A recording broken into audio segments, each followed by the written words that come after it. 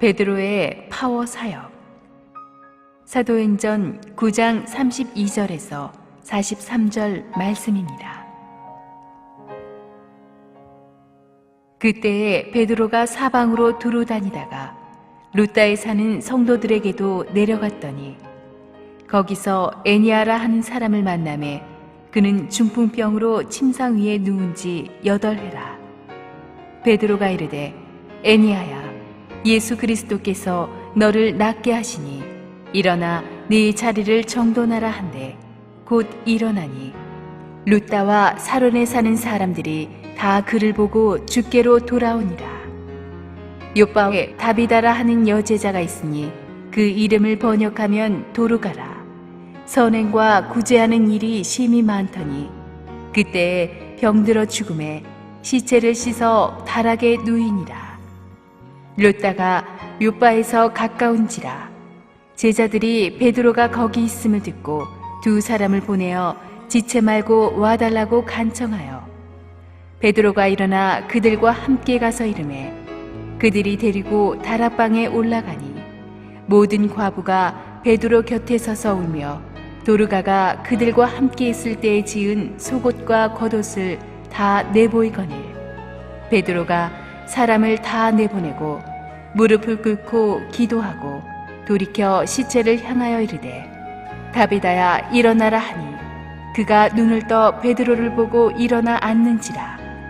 베드로가 손을 내밀어 일으키고 성도들과 과부들을 불러들여 그가 살아난 것을 보이니 온 요빠 사람이 알고 많은 사람이 주를 믿더라. 베드로가 요빠에 여러 날 있어 시몬이라 하는 무두장의 집에서 머무니라.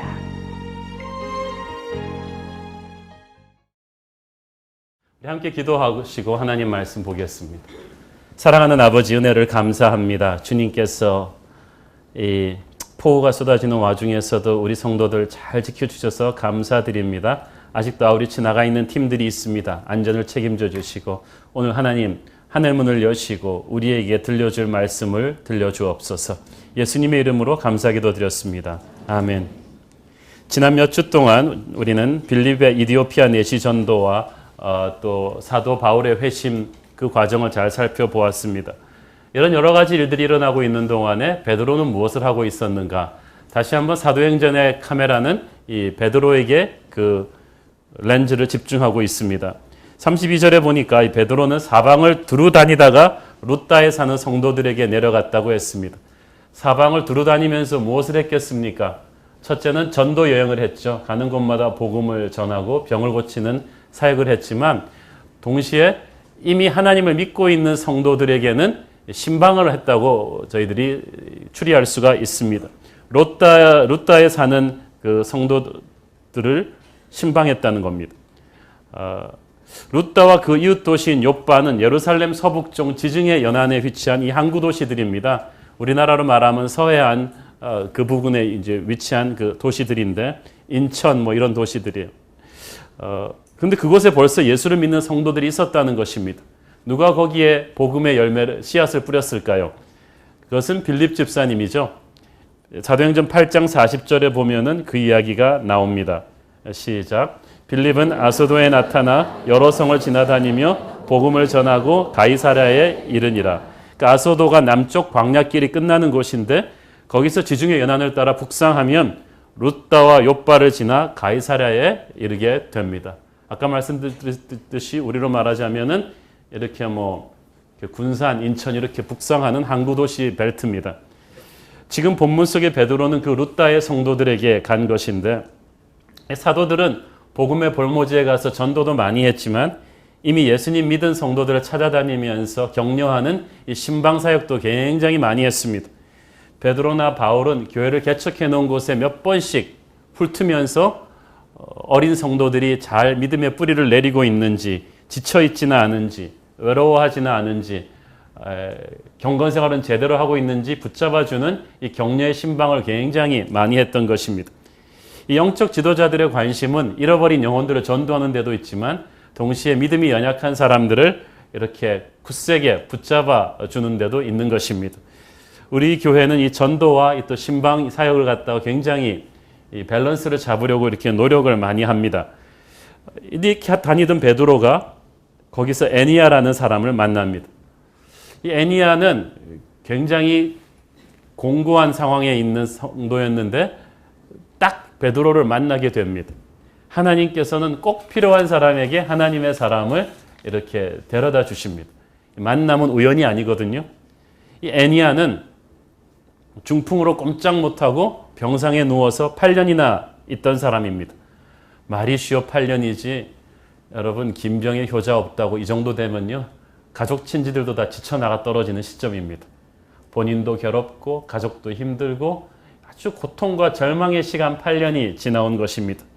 그래서 베드로는 이 가련한 사람을 딱 만나는 그 순간에 자신으로 하여금 이 사람을 만나도록 한 주님의 마음을 읽었습니다. 신방이란 주님의 마음으로 그 상황에 임재하는 거거든요. 예수님의 눈으로 그 곤경에 처한 사람을 바라보는 것입니다. 그러면 그가 미처 말로 표현하지 못한 내면의 아픔까지도 내 가슴 속으로 탁 다가오게 되어 있습니다. 진짜 문제는 말로 표현 못합니다. 그것은 예수님의 눈으로 읽을 수밖에 없습니다. 예수님의 마음으로 그 자리에 그 상황에 베드로는 임재한 것입니다. 신방은 결국 목회자가 가는 게 아니라 예수의 영으로 예수님 대신 그 자리에 그냥 성육신 하는 거죠. 그러면 예수의 눈으로 그 사람을 바라보게 되고 예수님의 눈으로 바라볼 때 주님이 이 사람에게 무엇을 해주기를 원하는지를 베드로는 딱 감을 잡았습니다. 그래서 애니야는 아직 아무 요청도 하지 않았는데 베드로가 먼저 말했습니다. 그게 34절입니다. 애니야야, 예수 그리스도께서 너를 낫게 하시니. 너를 낫게 하시니. 기적 그 자체보다 더 중요한 것은 기적의 근원이 누구인가를 아는 것입니다. Jesus Christ heals you. 예수 그리스도께서 지금 이 자리에서 너를 낫게 하시니 그러고 선포했어요. 선포가 굉장히 중요합니다, 여러분. 왜냐하면 선포한 대로 우리의 삶이 끌려가거든요. 여러분의 모든 언어가 선포예요. 하나님의 백성이 입술로 자기는 안 된다, 힘들다, 못 된다고 저주하면 그냥 다 그렇게 되어 있어요. 그렇지만 여러분의 입술로 하나님을 찬양하며 감사하며 축복의 미래를 선포하면 그 선포대로 여러분의 삶이 끌려갈 거예요. 역사가 그렇게 끌려가는 거예요. 베드로는 처음부터 하나님이 이 자리에 임재해서 애니야를 고칠 것을 선포했고 그러니까 아무도 시험 들지 않아요. 나중에 나와서 딴소리하는 사람들이 없죠. 처음부터 하나님이 이 사람에게 임재하는 겁니다. 베드로는 네가 좀 나았으면 좋겠다. 주님이 널 고쳐줬으면 좋겠다라고 말하지 않았습니다.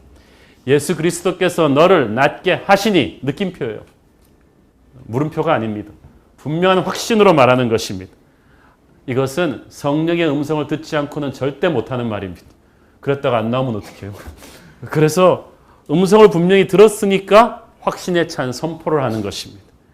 사람이 말이 희미한 사람은, 말끝이 흐트러지는 사람은 음성을 제대로 안 들은 사람이에요. 저는 여러분이 어떤 상황 속에서 분명한 성령님의 음성을 들을 수 있게 되기를 바랍니다. 성령의 음성을 들으면 인간적인 위로가 아닌 하늘의 능력을 말로 선포하게 돼 있거든요. 그럼 그때부터 여러분의 입술을 통해서 하나님의 기적이 내려옵니다. 자, 여기서 베드로가 단순히 일어나라고 하지 않고 일어나 네 자리를 정돈해라고 한 말이 이게 굉장히 중요합니다. 여기서 이 자리가 어떤 자리입니까? 이 중풍병자가 8년이나 깔고 앉아 누워있던 곳입니다. 굉장히 더럽고 냄새나는 것입니다. 그런데 베드로는 굳이 방금 일어나는 이 사람한테 그 자리를 직접 정돈하라고 그랬습니다. 왜 그랬을까요? 낫게 해주는 그것만 아니라 하나 더 나가서 네 자리를 정돈하라. 왜냐하면 베드로가 예수님 하는 거 보고 배운 게 있거든요. 주님 살아계셨을 때 베데스다 못가에 38년 된 병자 기억납니까? 이 사람 일으킬 때 주님께서 그러셨어요. 일어나 네 자리를 들고 걸어가라. 그때도 똑같았어요. 네 자리를 네가 정돈하라는 것입니다. 지금 베드로는 예수님의 영으로 똑같이 선포하는 거예요. 일어나 내 자리를 정돈하라. 이 병자가 앉아있던 이 자리가 무엇입니까? 옛사람의 상징이에요. 그 게으름과 나태와 무기력함과 원망과 절망과 자기 비하와 질투와 미움의 집약체 같은 그 옛사람을 이제 정돈하라 그런 것입니다. 정돈하라는 것은 다시는 돌아가지 않는다.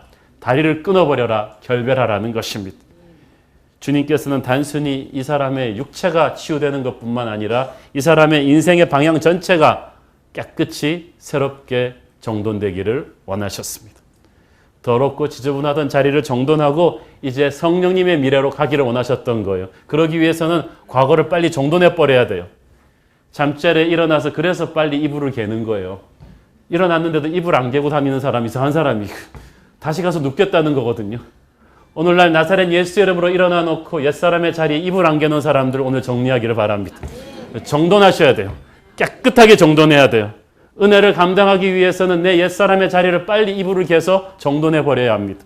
우리의 옛사람이 정돈이 돼야 죄의 사슬을 단호하게 끊어버려야 우리는 새로운 미래로 나갈 수가 있는 것입니다. TV에 중독되었던 분들 그 자리를 빨리 정돈하기를 바랍니다.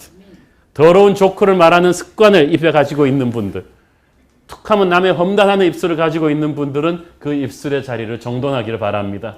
정돈하라는 말은 결별하라는 거예요. 돌아가지 않도록 그걸 다 끊어버리라는 것입니다. 오늘 나사렛 예수의 이름으로 여러분의 어떤 여러분만이 아는 하나님과 여러분만이 아는 그 못된 옛사람의 자리를 정돈하기를 바랍니다. 돼지가 토한 것을 다시 먹는 그런 것을 되풀이하면 안 됩니다. 옛사람의 자리로 되돌아가면 안 됩니다. 오늘 나사렛 예수의 이름으로 그 못된 옛 습성들을 끊고 정돈하고 새로운 미래를 선포하기를 바랍니다. 고린도후서 5장 17절 시작. 그런즉 누구든지 그리스도 안에 있으면 새로운 피조물이라. 이전 것은 지나갔으니 보라 새 것이 되었도다. 보라 새 것이 되었도다. 이제 여러분은 새 사람이에요. 옛사람을 정돈하셔야 돼요. 34절에 보니까 애니야가 베드로의 말이 떨어지는 즉시 곧 일어났다고 했어요. 여러분, 말씀이 기적은 언제부터 일어납니까? 말씀이 떨어지는 그 순간부터 즉시로 일어납니다. 곧 일어납니다. 그런 의미에서 오늘 하나님의 말씀이 여러분에게 떨어지고 있을 때 여러분이 믿음으로 아멘으로 딱 받아들이는 그 즉시부터 기적은 여러분에게 일어나고 있는 것입니다. 기적이 임하고 회복이 임하고 치유와 축복이 애니야에게 흘러들었습니다. 오늘 그 축복이 저와 여러분에게도 임하기를 바랍니다. 그래서 우리가 절망의 자리를 정돈하고 곧 일어날 수 있게 되기를 바라는 것입니다. 이 기적의 파급 효과가 끝내줍니다. 두 도시가 복음화되어 버립니다. 자, 여러분, 한 도시, 저는 도시 복음화 운동하는 분들이랑 많이 사역했는데요. 한 도시 복음화하려고 10년 기도하고 준비하고 중보기도팀 붙이고 야단 법석인데 단 순간에 이렇게 끝나버렸어요. 회복된 애니야를 보고 그 지역에 사는 사람들이 애니야가 굉장히 영향력 있는 인물이었나 봐요. 다 일어나고 아마 다 불렀겠죠? 애니야가. 모두 다 그를 보고 주님께 돌아왔다는 것입니다. 보통 일이 아닙니다. 사도들의 기도로 이렇게 병 나은 사람은 많았지만 이로 인해서 도시 전체가 복음화된 것은 성경 전체에서 굉장히 찾아보기 힘든 케이스입니다. 얼마나 놀라운 것입니까? 팔렘된 중풍병자 일어난 것 이상으로 더 파워풀한 것은 그 도시 전체가, 그 두 도시 전체가 복음화된 거예요. 할렐루야. 여기서 회개하고 구원받아 예수 믿었다는 말을 다 주께로 돌아왔다. 이 표현이 너무 멋있지 않습니까? 여기서 돌아왔다는 것은 탕자가 집으로 돌아왔다. 있어야 될 원위치로 컴백했다는 원어적인 의미를 갖고 있습니다. 원위치했다. 원위치로 복귀했다. 본래 사람이 있어야 될 원위치는 영원하신 하나님의 옆이었습니다. 우리는 본래 하나님의 자녀였거든요. 그런데 죄로 인해서 그걸 잃어버린 거예요. 그때부터 우리의 인생은 방황하기 시작했고 하나님을 떠나 방황하니까 인생이 외롭고 사납고 혼란스러웠던 거예요. 그런데 어느 순간 아버지가 우리를 찾아오셔서 집으로 오라고 손을 내미셨습니다.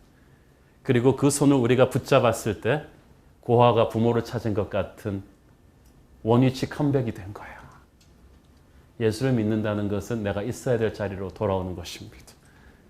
위치가 굉장히 중요해요. 똑같은 것이라도 어디 있는가에 따라서 다르거든요. 이 밥알이 밥그릇에 소복히 담겨 있으면 아름답지만 그게 여러분 이마에 딱 붙어 있으면 그게 굉장히 보기 흉하지 않습니까? 밥알은 다 밥그릇에 소복이 담겨야 하듯이 하나님의 자녀는 하나님의 앞에 와 있어야 합니다. 예수를 믿는다는 것은 원치 않은 것입니다. 오늘 왠지 모르게 인생이 힘들고 어렵고 외로웠던 분은 문제의 근원을 깨닫고 하나님 앞으로 원위치하기를 바랍니다. 다시 돌아오는 것입니다. 주님께서는 여러분이 돌아오기를 기다리고 계십니다. 두 도시 전체 사람들이 천국으로 갔으니까 그날 죽었다는 게 아니라 복음을 영접했으니까 그날 완전히 천국에서는 대잔치가 벌어진 거예요. 애니아가 그 시작이었습니다. 거대한 영적 지진의 시작이었어요. 여러분이 사는 곳의 영적 변화의 시작일 수가 있습니다. 자, 그렇게 이 루다와 샤론에서 축제가 일어날 동안 그 바로 옆에 도시 욥바, 한 15km 옆으로 떨어진 도시 욥바는 같은 항구 도시니까 우리로 치면 뭐 강릉, 속초 그 정도 거리겠습니다. 이 욥바는 항구 도시로 옛날부터 유명한 것이죠. 그 구약의 선지자 요나가 그 다시스로 가는 배를 타기 위해서 출항한 곳이 바로 욥바입니다. 이 욥바의 크리스천들 가운데 다비다라는 여인이 있었죠. 근데 그냥 성도가 아니고 36절에 보니까 여자 제자라고 했습니다. 그러니까 수준이 있는 영적인 실력자였다는 것입니다. 우리 교회로 치면 그래도 적어도 LCS 코치 정도 되는 그런 인물이었던 거죠. 이 다비다가 히브리식 이름인데 도르가는 헬라식 이름입니다. 양쪽 이름을 다 갖고 있는 걸로 봐서 1.5세 국제파 헬라파 유대인입니다. 이 이름의 뜻은 암사슴이란 뜻입니다. 최고의 아름다운 여인을 뜻할 때 쓰는 말인데 어렸을 때 예뻐가지고 부모가 그렇게 붙인 것 같습니다. 그런데 이 다비다라는 분은 외모도 예뻤겠지만 그분의 삶과 인격이 훨씬 외모보다 아름다운 사람이었던 것 같습니다. 36절에 보니까 그가 선행과 구제하는 일이 심히 많았다고 그랬죠. 여기서 심히 많다라는 말은 너무 해가지고 충만에 넘쳤다는 뜻입니다. 그냥 찔끔찔끔 구제한 게 아니고 이분이 구제를 할 때는 비합리적으로 했다는 거예요.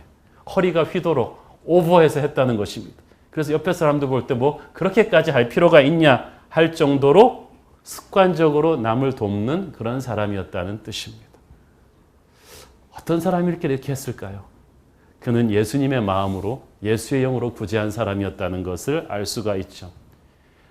하나님이 하늘나라에서 우리한테 만나를 주는 것하고 직접 내려오셔서 인간의 육체를 입고 십자가에 못 박여 죽으시는 것과는 차원이 다릅니다. 여러분은 하나님이 내민 최고의 사랑을 이 성만찬을 통해서 그 십자가 죽음을 우리는 기억하고 있는 것입니다. 죄 많은 인간들을 위해서 하나님의 아들이 생명까지 준다는 이야기를 듣고 천사들은 그랬을 것입니다. 그거 오버하시는 거 아니에요? 하나님의 아들이 그렇게까지 할 필요는 있어요?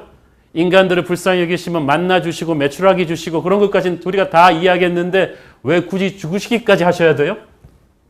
낭비 아니에요? 이 죄 많은 인간들을 위해서 주님께서 낭비라면 낭비라고 할 정도로 우리를 사랑하셨죠. 그래서 그 주님을 만나는 그 순간에 우리에게도 예수의 영이 임해서 우리가 남을 도울 때는 진짜 성령 충만해서 남을 도울 때는 세상의 사회복지기관에서 하는 그런 것과는 차원이 다른 것입니다.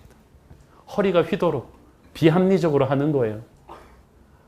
그러니까 그 유명한 스토리 있지 않습니까? 인도의 그 나환자촌에서 그 냄새나는 나환자들을 돌보는 미모의 백인 여간호사를 보면서 관광객들이 나는 100만 불 줘도 저거 못한다. 그랬더니 그 간호사가 저도 100만 불 받고 이거 못합니다.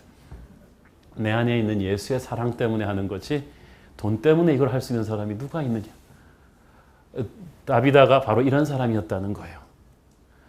39절을 보면 이 다비다가 어떤 사랑을 이웃에게 주었는지를 알 수가 있습니다. 39절 함께 보겠습니다. 시작. 베드로가 일어나 그들과 함께 가서 이르매 그들이 데리고 다락방에 올라가니 모든 과부가 베드로 곁에 서서 울며 도르가가 그들과 함께 있을 때에 지은 속옷과 겉옷을 다 내보이거늘. 잘 보세요. 사람이 어떤 인생을 살았는가는 그 사람 장례식을 가보면 압니다. 어떤 사람들이 얼마나 진정으로 나의 죽음을 애도해 줄 것인가. 여기 보니까 모든 과부가 나와서 서서 울었다고 했습니다. 그 당시 과부들은요, 요즘처럼 정부에서 주는 특별 사회복지 수당도 없었습니다. 그리고 여성들이 직장 구하기가 불가능하던 시절입니다. 그래서 과부들은 대부분 극빈자층에 해당했습니다. 그래서 하나님께서는 항상 고아와 과부와 나그네를 보살피라 그랬습니다. 그러면 하나님이 갚아주실 것이라고. 하나님의 말씀을 순종해서 자발적으로 돕지 않고는 과부들은 다 굶어 죽었어요. 그런데 다비다가 그 가난하고 외로운 과부들을, 사회가 버린 이 사람들을 돌봤다는 것입니다. 여러분들이 여러분 주위에 세상이 버린 사람들을 돌볼 수 있게 되기를 바랍니다. 이 과부들이 다비다가 자신을 얼마나 사랑했는지를 증명해 주기 위해서 생전에 다비다가 지어준 속옷과 겉옷을 보여줬습니다. 여기서 조금 여러분이 그 당시 문화적인 컨텍스트를 이해할 필요가 있습니다. 2000년 전 이스라엘은 우리처럼 이렇게 물자가 지천으로 흔하던 곳이 아닙니다. 옷감이 비쌌습니다. 이 겉옷과 속옷은요, 그 유대인들의 그 패션이 어떤 것이냐 하면, 속옷은 우리가 보통 입는 일반적인 옷인데, 겉옷은 햇빛을 가리는 망토 역할도 하고 온도가 떨어지는 밤에 추위를 막아주는 망토 역할, 담요 역할도 했습니다. 집에 이불이 없는 많은 가난한 서민들은 겉옷이 거의 담요였습니다. 그래서 탈무드에도 보면 누구한테 빚 보증으로 이걸 겉옷을 받아도 반드시 저녁에는 돌려주게 돼 있어요. 얼어 죽으니까. 그러니까 겉옷은 패션이라기보다는 햇빛을 가리고 추위를 막는 망토 역할을 했고, 보통 옷이 속옷이에요. 우리가 말하는 속옷이 아닙니다. 이 속옷과 겉옷인데 다비다가 이 불쌍한 과부들에게 속옷과 겉옷을 자기가 또 지어줬다 그랬어요. 이것은 돈 있다고 하는 게 아닙니다. 마음만 있다고 하는 것도 아닙니다. 그러니까 다비다는 돈도 있고 마음도 있었던 것 같아요. 한 사람 한 사람 과부들을 불러다 놓고 사이즈 다 재가지고 말로 격려하고 위로하면서 그걸 다 지어줬을 거예요. 그러면서 전도하지 않았을까 생각합니다. 그렇게 한 사람 한 사람 다비다의 따뜻한 사랑을 받았으니까 이 과부들이 다비다가 죽었을 때는 정말 가슴 깊은 곳에서부터 흘러나오는 눈물을 흘려준 것입니다. 베드로를 다시 모시고 와서 살려내고 싶을 정도로 사랑했던 거예요. 여러분, 우리가 다른 사람들이 우리를 다시 살려내고 싶을 정도의 인생을 산다. 참 감동적인 인생이겠죠. 그것은 하나님의 사랑을 몸으로 실천하며 사는 삶입니다. 우리가 크게는 못해도 살아있는 하루하루를 다비다처럼 그렇게 하나님의 사랑을 실천하며 내 이웃을 돌보는 삶을 살 수 있게 되기를 축원합니다. 자, 그런데 이 다비다가 죽었을 때 주위 그 크리스천들이 시체를 씻어서 37절에 다락에 누였다고 돼 있죠. 참으로 이상한 일입니다. 왜냐하면 유대인들의 장례 관습에 따르면 시신을 씻어서 반드시 모략을 섞은 향유를 발라줘서 그 다음에 무덤으로 가져갈 준비를 하게 돼 있어요. 그런데 시체를 씻기만 하고 향유를 바르지 않았어요. 그리고 시신을 가져가려면 유대인들은 편한 1층에다 놓지 왜 굳이 계단이 가파른 2층 다락방에, 손님을 모시는 다락방에다 이것을 안치했겠습니까? 왜냐하면 믿음이 좋은 유대인들에게 이 다락방이 가지는 의미가 특별했습니다. 구약시대 엘리야가 사르밧 과부의 아들이 죽었을 때 어디서 살렸죠? 다락방에서 살렸어요. 그 제자 엘리사도 수넴 여인의 아들이 죽자 그 시신이 어디에 안치되어 있었죠? 엘리사가 머물던 그 다락방에 누워놨었어요. 다락방은 구약시대 유대인들은 그 소식을 다 알고 있었습니다. 하나님의 사람이 기적을 일으켜서 죽음을 생명으로 바꾸는 소망의 장소였어요. 신약시대도 그랬죠. 절망에 쌓여있던 120 성도들에게 성령이 임재해서 오순절 불같은 성령이 임한 곳은 바로 마가의 다락방입니다. 예수님의 성만찬이 있었던 곳도 다락방입니다. 신구약 성도들에게 믿음이 조금만 더 있는 사람이라면 다락방은 생명의 자리, 기적의 자리, 하나님의 영이 역사에서 죽음을 생명으로 바꾸어 놓는 축복의 자리였던 거예요.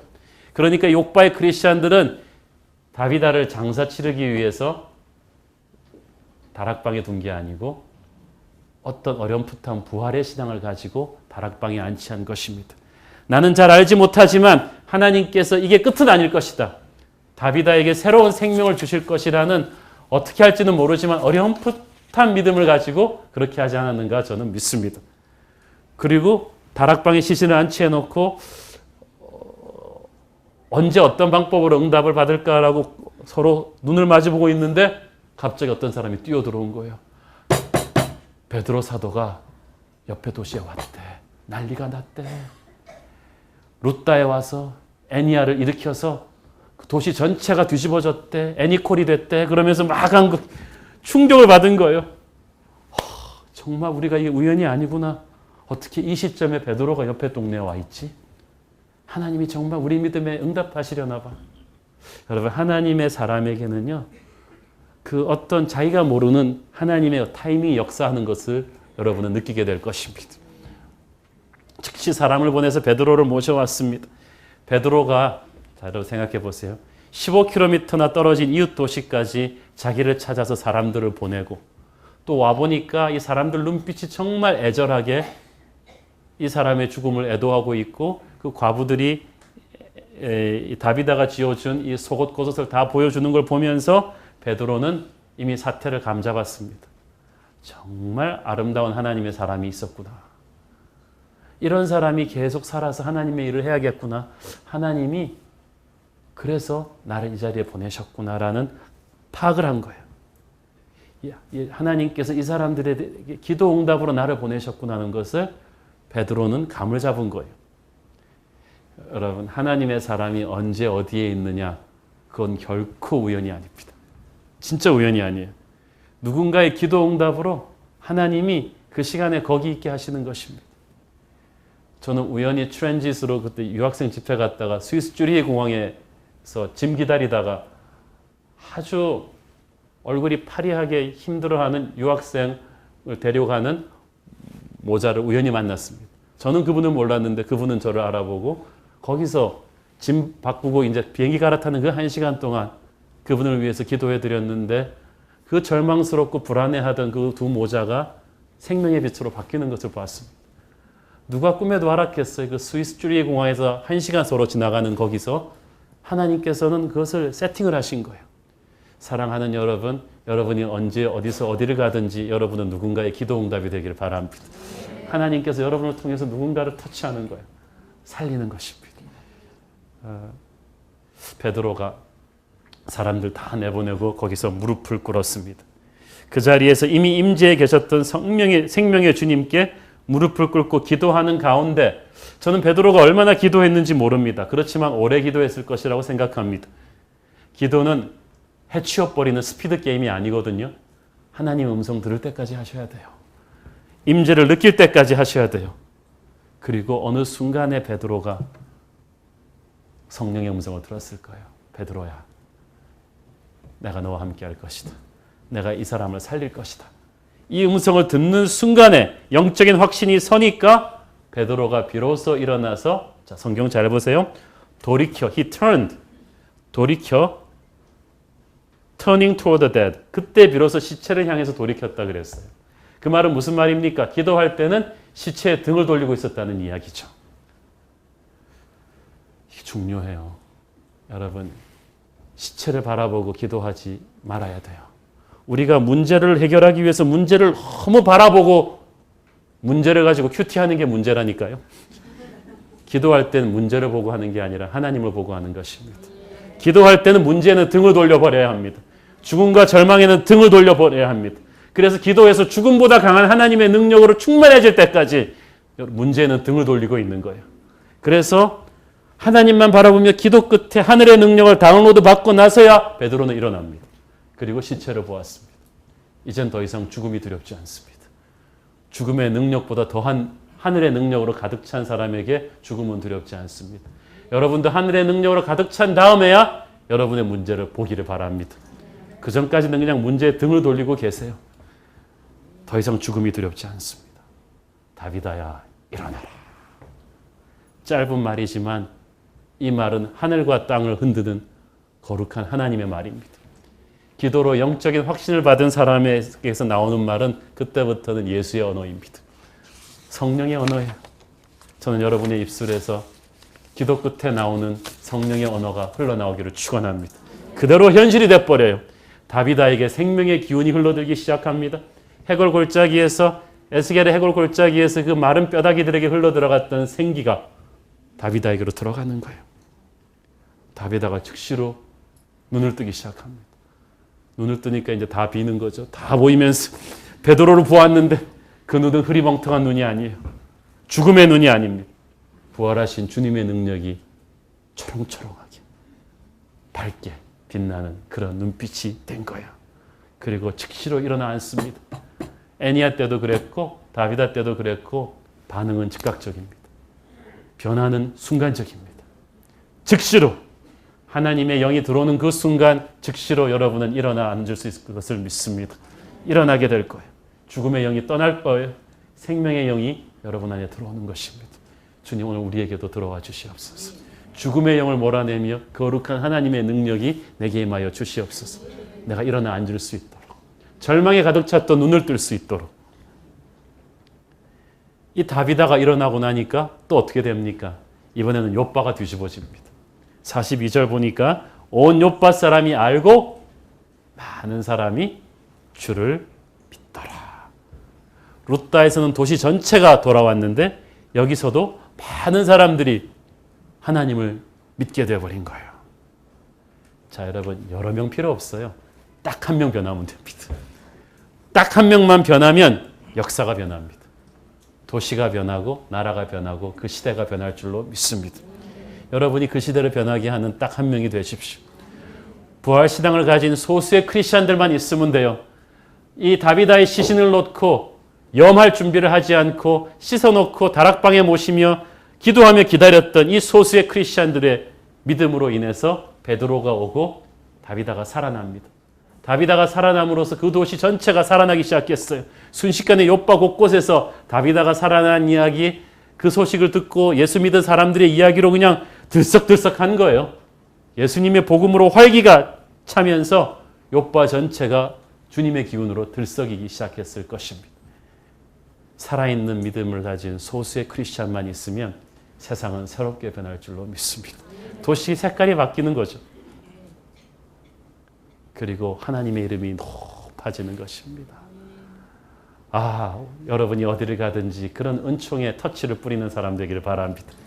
빌립이 갔을 때 그 성에 큰 기쁨이 있었듯이 베드로가 롯다를 스치니까 롯다에 큰 영적 축제가 일어나고 욥바에 오니까 또 큰 영적인 축제가 일어나고 저는 여러분이 휴가를 가도 그 도시에 영적인 기쁨이 터지기를 바랍니다.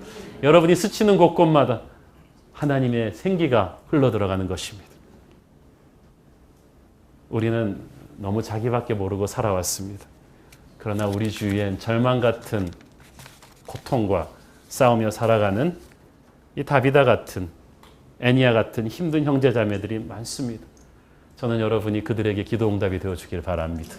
하나님의 생명을 흘러보내주는 통로가 되기를 바랍니다. 절망의 자리를 박차고 일어나기 위해서는 하나님의 능력밖에 없는데 하나님의 능력은 하나님의 영으로 충만한 여러분만이 줄 수가 있어요.